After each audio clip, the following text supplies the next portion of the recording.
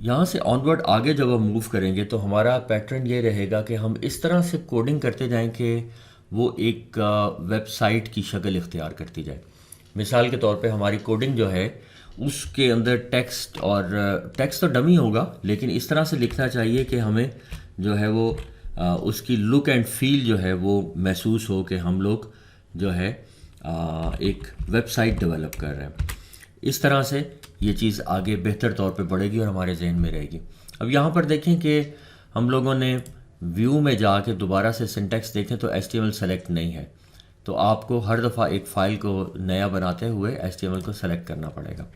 यहाँ पर आप HTML सेलेक्ट करते हैं, नीचे आते हैं तो नया कोड देते जाएंगे।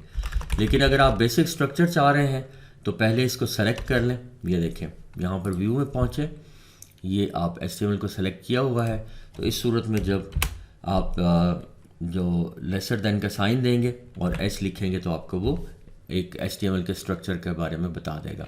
अब ये HTML के सामने इटैलिक फॉर्म में HTML लिखा हुआ है तो इसका मतलब है ये पूरा स्ट्रक्चर देगा, और ये इनके सामने टैग लिखा हुआ है, मींस कि ये टैग्स के तौर पे आएगा और ये पूरा HTML स्ट्रक्चर के तौर पे आएगा। राइट, सो अभी हमें HTML का एक स्ट्रक्चर मिल गया। ये टाइटल जो यहाँ पर लिखा हुआ है, हम लोग तो पहले आज तक यूँ करते रहे हैं कि टाइटल को इस तरह से इधर लेते थे और एंड पे जाके फिर टाइटल यूँ ले लेते थे। तो इस सूरत में अभी क्या है, इस सूरत में इस तरह से है कि ये जो हमारे पास पहले किया हुआ था, यानी कि अभी जब हमने स्ट्रक्चर लिया है तो उसने इस स्ट्रक्चर में ऑटो हमें जो टाइटल दिया है वो इस फॉर्म में दिया है कि हेड, स्टार्टिंग और एंडिंग टैग यहाँ पर आया और दरमियान में टाइटल ऐड आया। टाइटल जो है वो टैग आया है।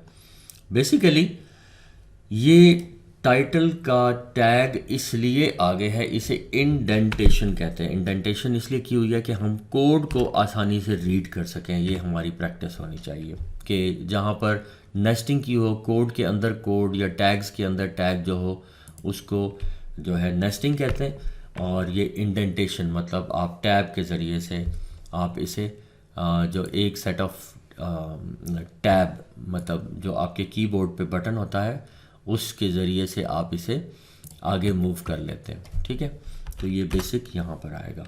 अब चूँकि बात हो रही थी कि हम लोग यहाँ पर इस तरह से अपने जो है कोड्स को बनाएंगे कि बुनियादी तौर पे वो इस तरह से कोड्स लिखेंगे कि एक वेबसाइट सी लगे। सो हम इसको वेबसाइट फॉर एग्ज़ाम्पल, अब यहाँ पर बॉडी में आते हैं और अगर आप ये वाला कोड HTML के बाद हेड से लेके हेड तक जो कोड है अगर ये नहीं भी दें तो फिर भी वेबसाइट आपकी फुली फंक्शनल होगी।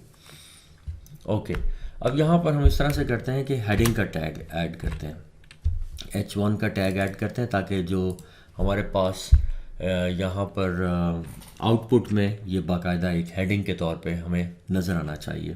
तो इसमें हम इसको मेन हेडिंग जो है यहाँ पर लिख देते हैं H1 में। इसके बाद हम लोग क्या करते हैं कि मेरे ख्याल में एक पैराग्राफ ऐड करते हैं।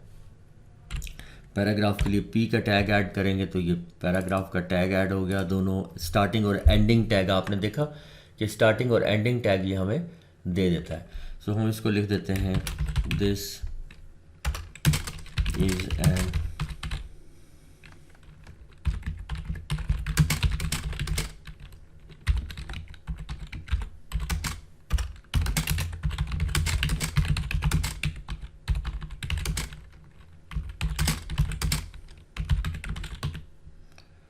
ओके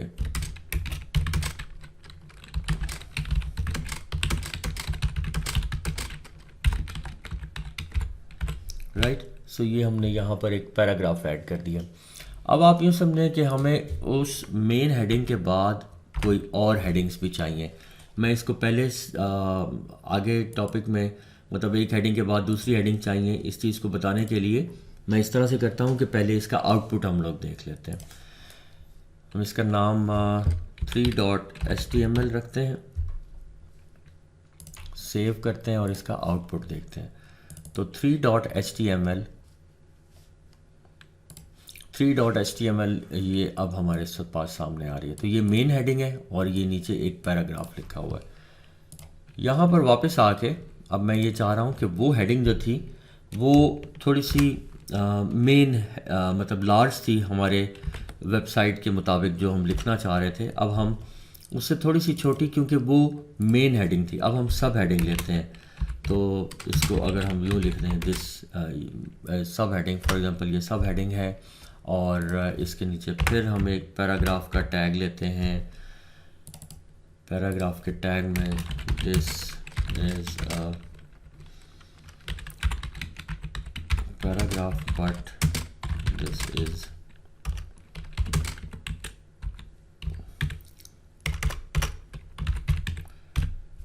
एक्चुअली जब आपके पास बाकायदा वेबसाइट्स डेवलप करने के लिए आएंगी तो उसमें आपके पास टेक्स्ट मौजूद होगा, इसलिए ये हम लोग डमी टेक्स्ट इसमें ऐड करते जा रहे हैं। तो आपको यूँ फील हो रहा है कि ये टेक्स्ट जो है मतलब हमें ख़ुद से लिखना पड़ रहा है, लेकिन प्रैक्टिकली जो है जब वेबसाइट्स डेवलप होने आती हैं तो उसमें सारा कंटेंट जो कंटेंट राइटर है वो आपको प्रोवाइड कर देता है। अब वो या तो कंपनी आपको प्रोवाइड कर रही होती है या कंटेंट राइटर से आपका डायरेक्ट लिंक होता है, वो आपको कंटेंट प्रोवाइड कर रहा होता है। तो इसलिए टेक्स्ट के बारे में आपको फ़िक्रमंद होने की कोई ज़रूरत नहीं है। Since you are learning programming over है तो आप जस्ट कोडिंग के बारे में ख्याल रखें, ठीक है जी। अब ये टेक्स्ट चूँकि मैंने जैसे बताया कि एक सैम्पल या डमी टेक्स्ट है, तो इसको मैं यहाँ पर थोड़ा सा पेस्ट कर देता हूँ, कॉपी पेस्ट कर देता हूँ, ताकि ये आपको वेबसाइट में इसका एक प्रॉपर लुक नज़र आए। ओके, सो यहाँ पर जाने के बाद हम इसका रिफ़्रेश बटन भी यहाँ से रीलोड दिस पेज भी कर सकते हैं और F5 को भी प्रेस कर सकते हैं। दोनों सूरतों में हमें अपना रिक्वायर्ड रिज़ल्ट मिल जाएगा। तो देखें मेन हेडिंग थोड़ी सी बड़ी है, बोल्ड है, उसका फ़ॉन्ट साइज़ बड़ा है, फिर एक पैराग्राफ है, नीचे कॉपी पेस्ट किया हुआ टेक्स्ट है पैराग्राफ की सूरत में, और सब हेडिंग उससे छोटी है।